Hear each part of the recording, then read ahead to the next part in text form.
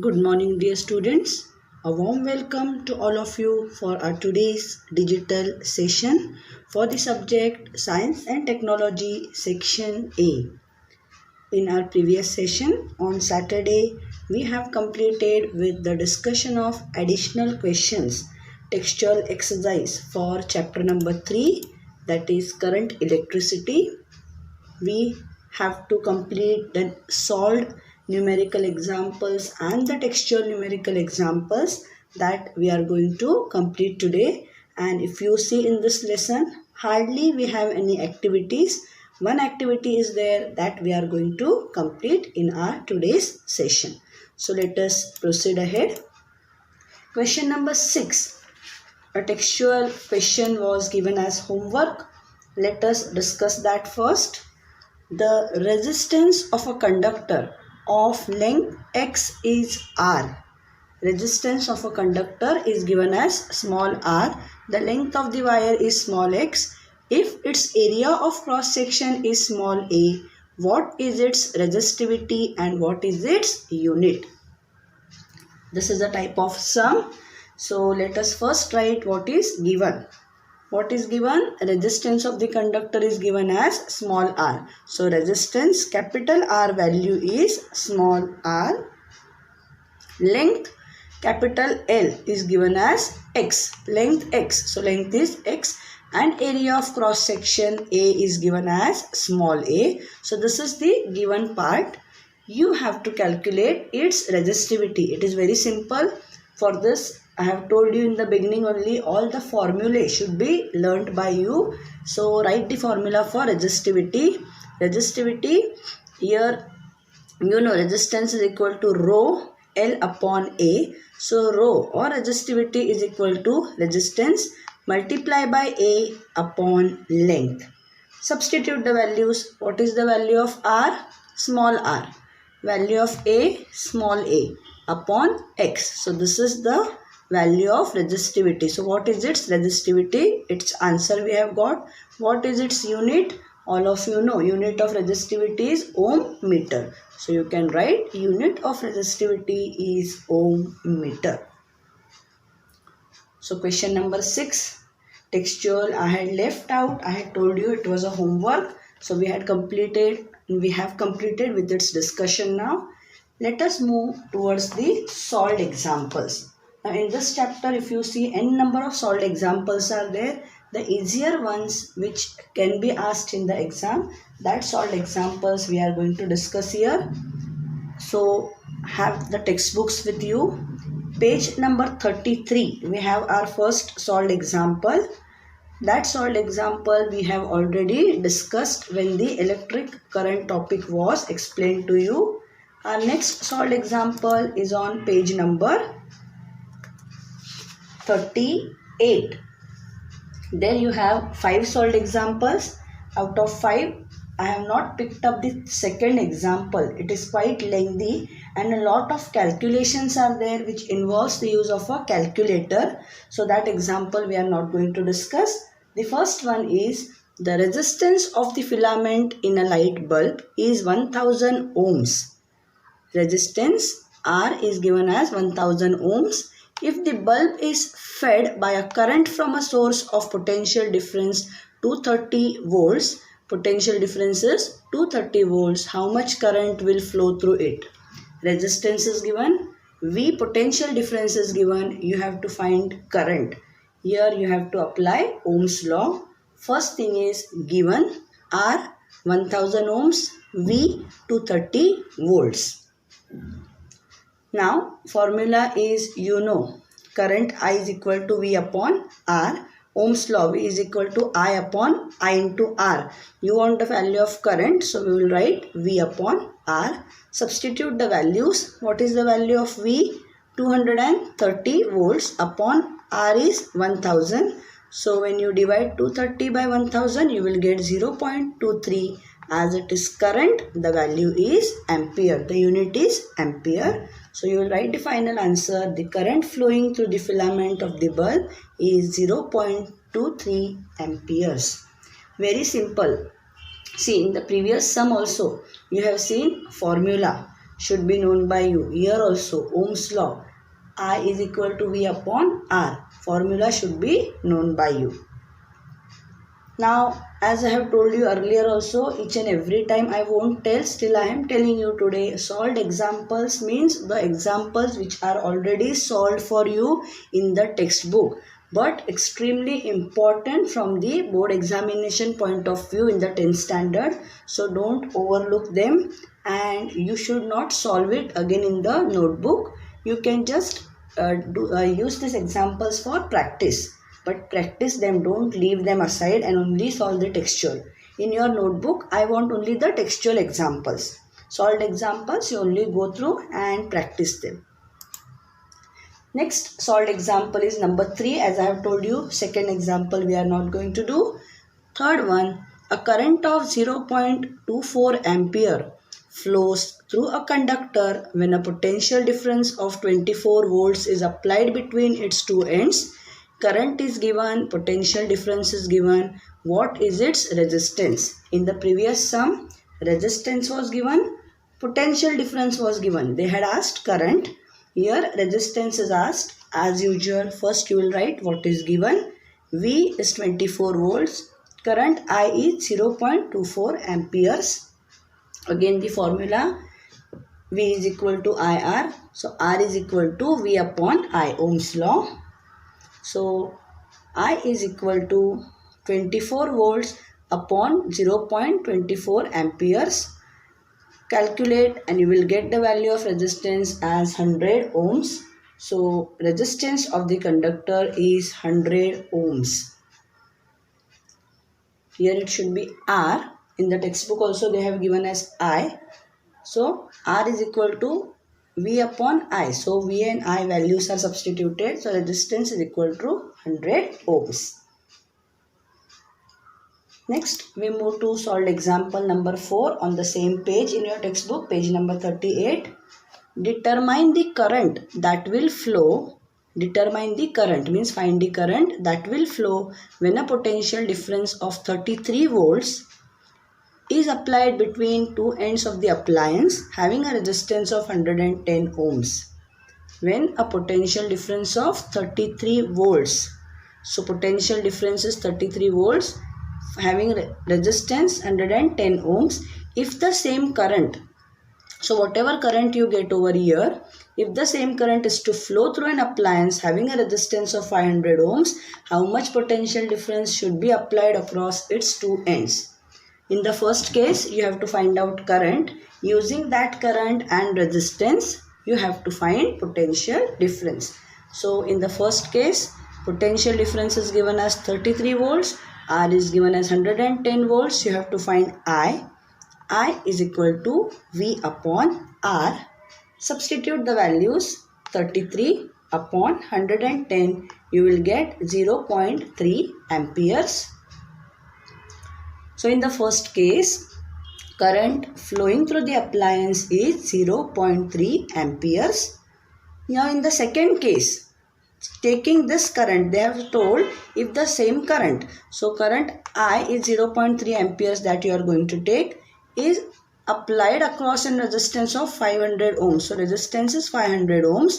You have to find how much potential difference. So the value of V you have to find out. You know V is equal to I multiply by R. Substitute the values of I and R. So 0.3 multiply by 500 volts. Answer is 150 volts. So the required potential difference between its two ends is 150 volts. Very, very simple. Only here your calculations part should be very strong. If you do not know the calculations, use the right corner of your page for rough work or the last page of your answer sheet for doing the rough work. Do not get the answers verbally. Now example number 5, solved example number 5 in your textbook on page number 39. This example also requires use of calculators, so it won't be asked in the exam. So very quickly we will just go through it. Determine the resistance of a copper wire having a length of 1 kilometers and a diameter of 0.5 mm. First you will write resistivity of copper metal is 1.7 into 10 raised to minus 8 ohm meter. Now you might ask me from where you got this value. If you check in your textbook, page number 35, the topic of resistivity, in the yellow colored block on page number 35, you have the resistivity of the materials. There they have given for copper. So you don't have to practice the sum, only just go through whatever I am explaining, because see the calculations here, such type of sums won't be asked in the exams where calculators are required.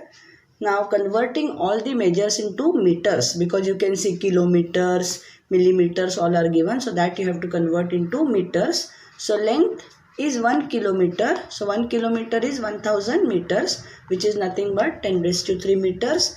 Diameter D is 0.5 millimeter, that is equal to 0.5 multiplied by 10 raised to minus 3 meters. If R is the radius of the wire, then area of cross section is what? Area pi r square. So pi multiplied by what is R? Diameter is given, so radius is half of diameter, so d upon 2 the whole square. Substitute the values, you will get the answer as 0.2 into 10 raised to minus 6 meter square. You have got area. Now substitute, they have asked determine the resistance of a copper wire. So R is what? Rho L upon A. Substitute all the given values, you will get the answer as 85 ohms. Substitute the value of rho. What is rho? 1.7 into 10 raised to minus 8 ohm meter multiplied by length 10 raised to 3 meter upon 0.2 into 10 raised to minus 6 meter square, and you will get the answer as 85 ohms. Just go through it, do not practice and all. With this we complete the discussion of solved examples up to page number 39. Now we will discuss the solved examples on page number 42. If you see on page number 40, both are very easy. One is for series, one is for parallel. So I have taken up the solved examples on page number 42. So let us start with that. Resistors having resistances 15 ohms, 20 ohms and 10 ohms are connected in parallel. Always check the type of combination, whether it is series or parallel, because ahead you have to apply the formula. What is the effective resistance in the circuit? Very simple. R1, R2 and R3 are given. They are connected in parallel. So you are going to use the formula for effective resistance of parallel combination. 1 upon Rp is equal to 1 upon R1 plus 1 upon R2 plus 1 upon R3. Why up till R3? Because 3 resistances are given. So first thing, as usual, write the given part. R1 15 ohms, R2 20 ohms, R3 10 ohms. What is the effective resistance? Parallel combination. So write the formula. 1 upon Rp is equal to 1 upon R1 plus 1 upon R2 plus 1 upon R3. Substitute the values of R1, R2 and R3. Whichever way you want to do the calculations, you can do it. You will get the answer as 13 upon 60. So you want the value of Rp. So use invertendo. So 1 upon Rp, when you take Rp upon 1, 60 in the denominator will come in the numerator part. So 60 upon 13, when you calculate, you will get as 4.615 ohms. So final answer is effective resistance in the circuit is 4.615 ohms. So the last solved example now we are going to discuss on page number 42. Slightly bigger one, but very simple in calculations if you understand it. 3 resistors having resistances 5 ohms, 10 ohms and 30 ohms. So R1 is 5 ohms, R2 is 10 ohms and R3 is 30 ohms are connected in parallel.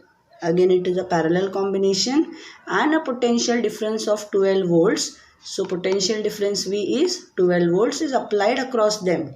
Obtain the current flowing through the circuit and through individual resistors. What is the effective resistance in the circuit?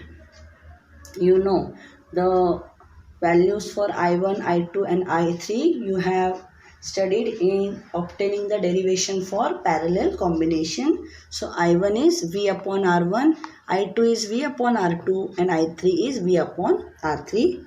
So substitute the values. V is common everywhere, 12 volts. So 12 upon R1 is 5. So 12 upon 5 comes to 2.5 amperes current. In the second case, 12 will remain constant V, R2 is 10, so 1.2 amperes.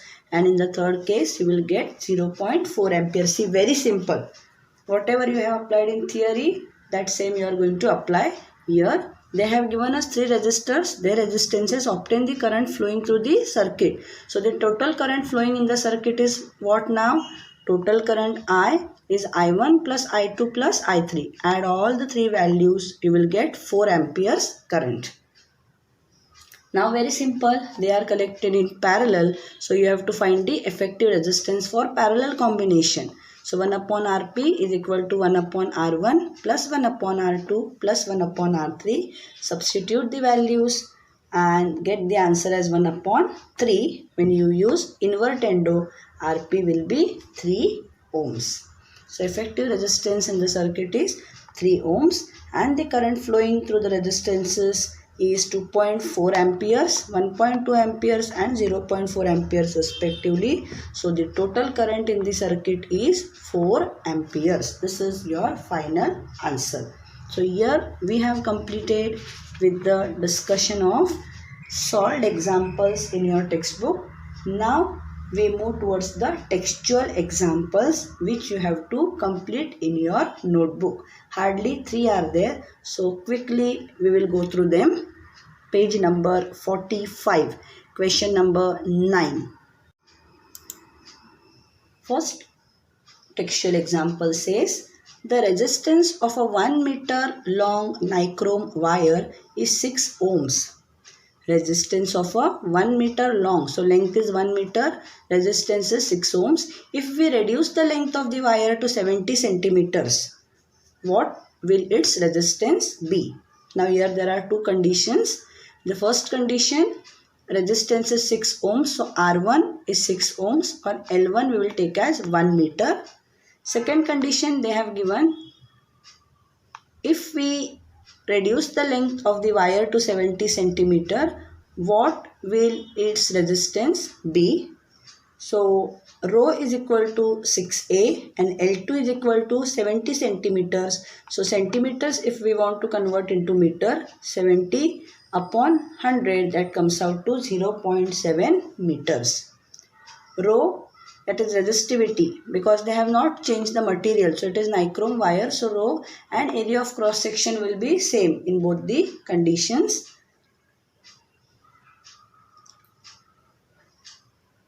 Now R resistance is equal to rho L upon A. So rho is what? R A upon L. Very simple.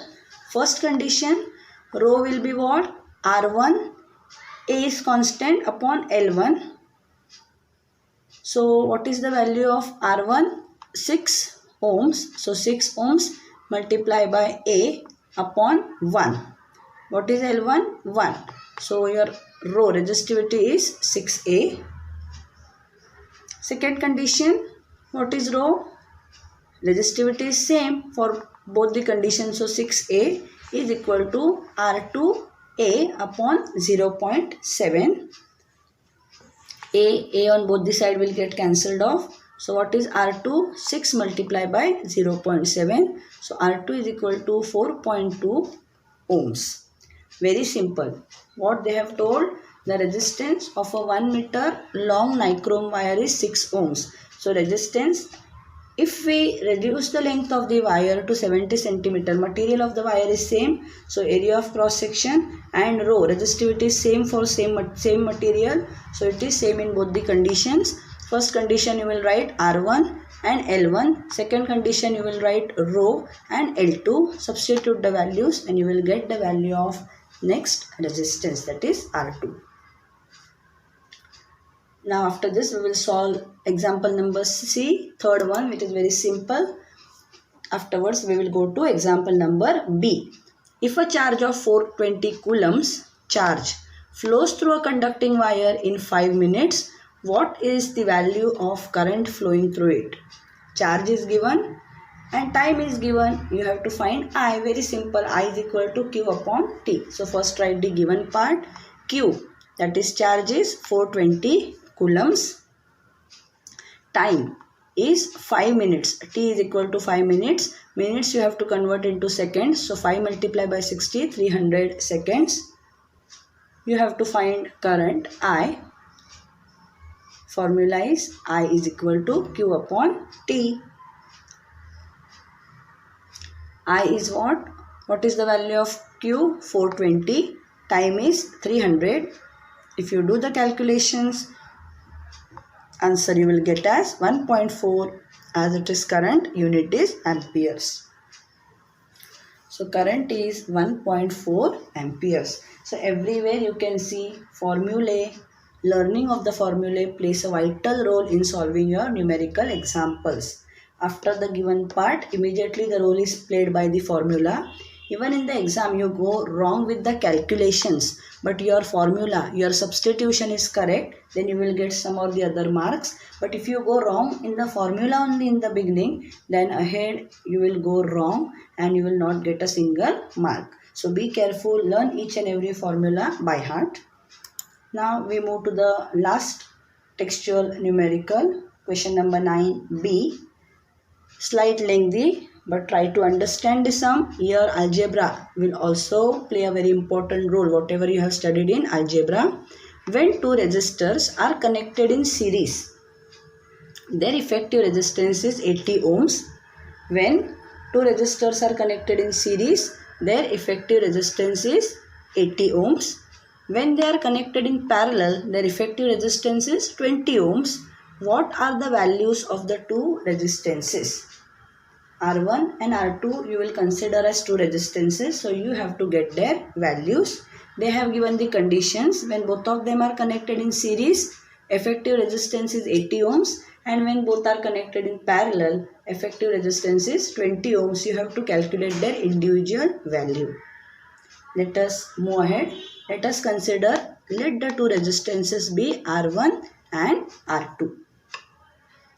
When they are connected in series, effective resistance is 80. So R1 plus R2 is equal to 80. Now as we are doing the calculations part, no need of writing the units and all. So R1 plus R2 is equal to 80. So R2 I will take as 80 minus R1. Or you can take R1 is equal to 80 minus R2 anyway. When connected in parallel, 1 upon Rp is equal to 1 upon R1 plus 1 upon R2. So 1 upon Rp is cross multiply R1 plus R2 upon R1 R2. If you use invertendo, Rp will be equal to R1 R2 will go in the numerator and R1 plus R2 will come in the denominator. Now we are going to substitute the values. Now have a glance at the values. R1 plus R2 is what? 80. So here you are going to substitute 80. What is the value of effective resistance for parallel? 20. So here you are going to substitute 20 and here R1 you will keep as it is. In place of R2 you will put 80 minus R1. That is your next step. 20 is equal to R1. 80 minus R1 upon 80. Just now I have told you substitution. Now comes our calculations part. If you take 80 over here, 20 multiplied by 80 comes to 1600 is equal to, open the bracket, 80 multiplied by R1, 80 R1 minus R1 into R1, R1 the whole square. Now a simple quadratic equation, that's why I told you here algebra is going to play a role. Bring this minus R1 square on the left hand side, so it will become plus R1 square. Plus 80 R1 will come on the left hand side, it will become minus 80 R1 plus 1600 will remain same is equal to 0. Now here you have got a quadratic equation.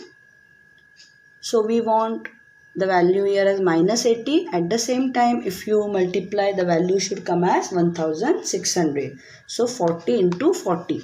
So minus 40 comes out to minus 80. You know, when you have both the signs negative for both the numbers, then they add up and the sign is negative.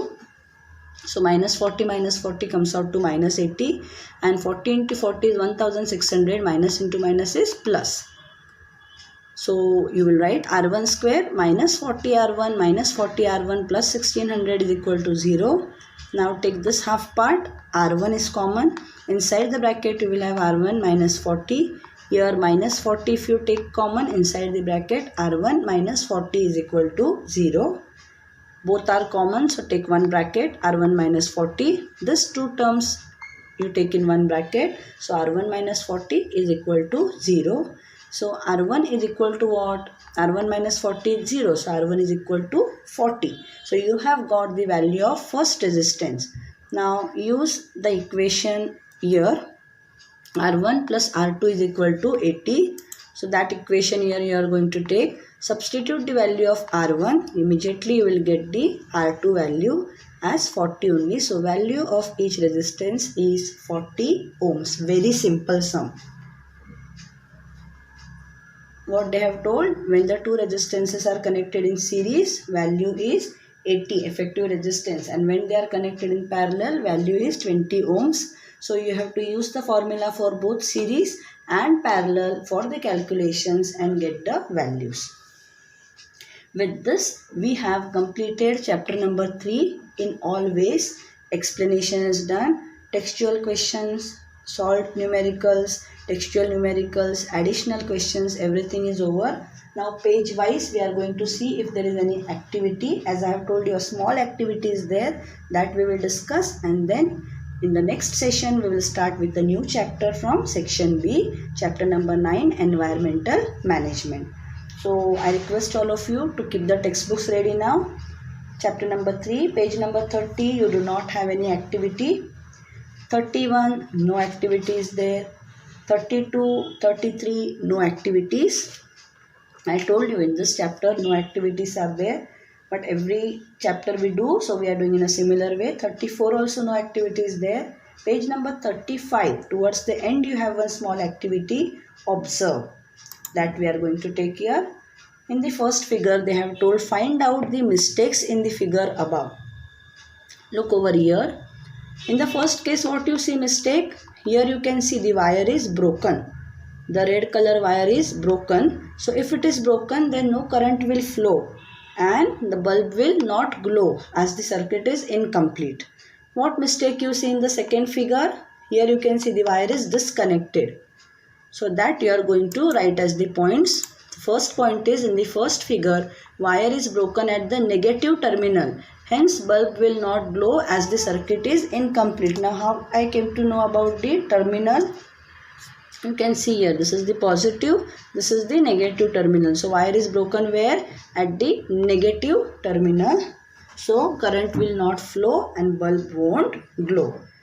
What mistake I have noticed in the second case? Wire is disconnected at the negative terminal. Hence bulb will not glow as the circuit is incomplete. You can see here, positive terminal, negative terminal. Wire is disconnected over here. Here it is broken. Here it is disconnected.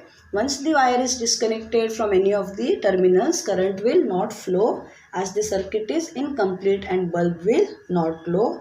In the third case, you can see the electrical circuit is complete. Both the wires are connected to both the terminals. So bulb is going to glow.